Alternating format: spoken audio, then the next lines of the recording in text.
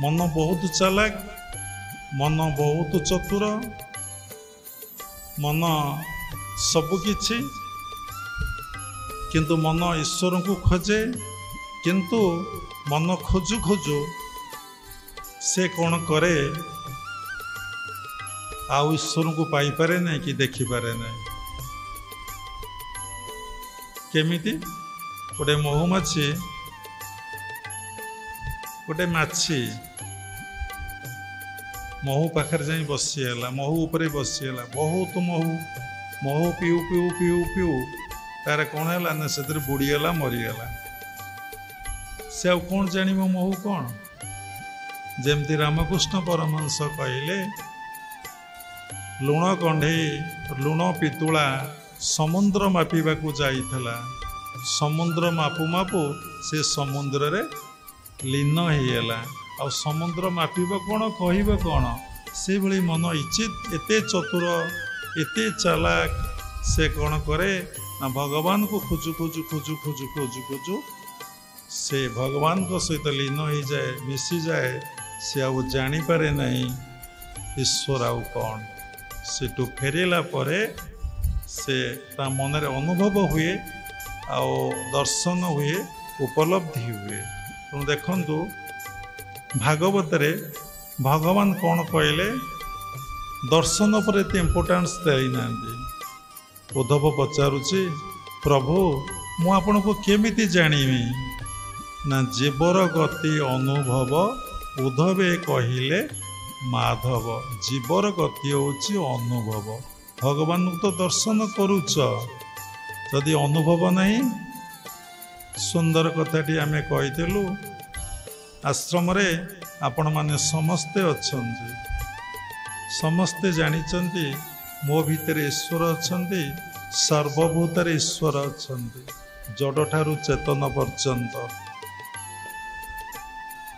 किंतु अनुभव अछि कि, अनुभव अछि कि? जदि अनुभव अछि ताले आपणकर आचरण उच्चारण कर्म व्यवहार चालीचलन सबू तो भगवतमय हो जावा कथा। अनुभव जेहेतु करुचंदी कहीं तो हो नहीं होछि कि केबे हबो ना। चिंतन माने आपण करना फास्ट होछि चिंतन। आग श्रवण कले, श्रवण पर आपण चिंतन कले, चिंतन पर आपण साधना कले, साधना परे आपणकर अनुभव हब। आग तो आपण श्रवण करि पारु ना, ये कथा को मन रखी पारु ना। गोटे टेक्निक क्रिया जोगरे निज भीतर आत्मा सर्वभूत आत्मा अनुभव कर, अनुभव कर। ये अनुभव पाई केते गुड़िए साधना गुरु बतई देवे। आपण देखंतु सूर्य केते बड़ महान, केते आलोकमय। गोटे साधारण बादल जदि सूर्य आगे रही जाऊँची, आपण एते बड़ सूर्य को आपण देखि पारुना, देखि पारुचंती। सेही भली मनरे जो मळी रहीगला काम बा कामना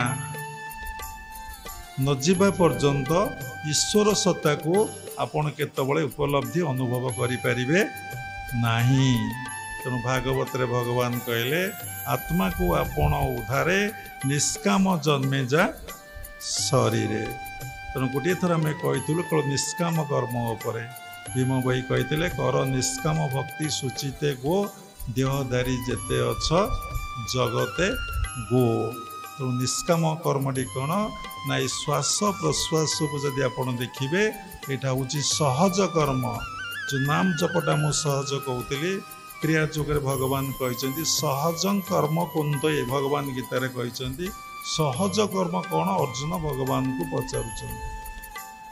पचारुचे। तेणु भगवान कहले हे अर्जुन सहज अर्थ सहजात तम सहित जी आसी तम सहित जी जीव सी हूँ सहज किए ना श्वास आउ प्रश्वास। श्वास प्रश्वास रे जे मन को रखिदे पारिब सबु समय रे से सहज कर्म रे रही पारला। तेणु सेटा हूँ सहज कर्म। तेणु मन कथा आपन जदि शुणिमे मनर पुणी 4टा 5टा अवस्था अच्छी कौन ना मन होची मूढ़ मन होची क्षिप्त अव्यवा केतले बाबा यहाँ कही नथिले भुवनेश्वर मन होची विक्षिप्त मन होची एकाग्र मन होची निरुद्ध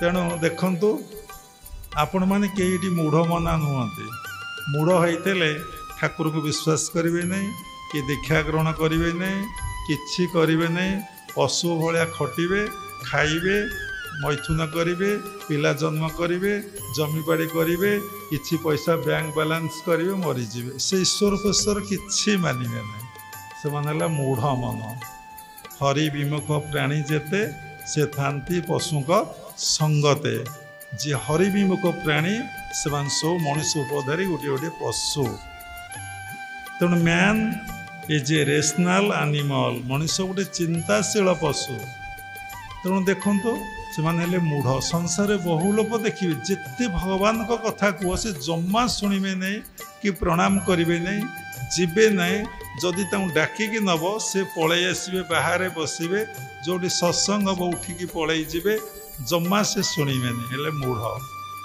मूढ़ पर क्षिप्त जहाँ को मन आदौ स्थिर नुह ये बसते फोन लगे ये मन ये बसते लाइक मंकी लाइक फिश माछ सब माकड़ सब एमती हो क्षिप्त सब इतस्थित सब विव्रत सब व्यतिव्यस्त आ सब विरक्ति सब चिड़चिड़ी सब अशांत क्षिप्त मन से विक्षिप्त टिके मन टिके क्षिप्तरू टिके भल अवस्था को आसी चिंता करुच्ची टिके बुझुची टिके भावुची टिके कौन करुच्ची ना साधना करने मन बड़ाऊँच पुणी मन हो उठी पलाऊँ ना ध्यान में बसी पारे 10 मिनट पर बसी पारे कहीं बसी पार नहीं बापा ना किए तो उठेदेला किए उठेदेला किए उठेदेला जी उठेदेला तुम्हें बसईदेल नहीं जी तुमको उठेदेला तुम्हें बसईदेल नहीं तुम कान धरल नहीं गोटे चटकटा पकड़ नहीं किए उठेदेला तुम संस्कार तुमको उठेदेला तुम भीतर से सुसंस्कार संचित नहीं जो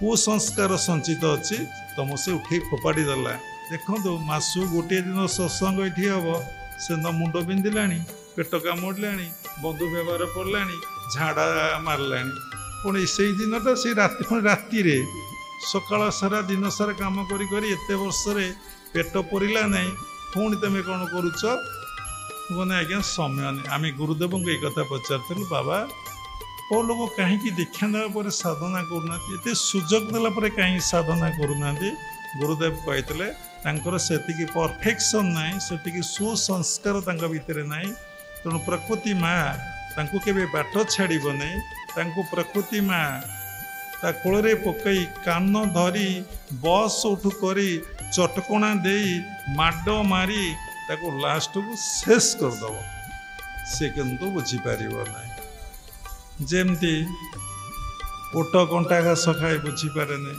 घुसुरी बिष्टा खाए जानीपारे नहीं कुकुर मल खाए जानीपारे नहीं ये मूढ़ मनरू एत कथा आसलानी।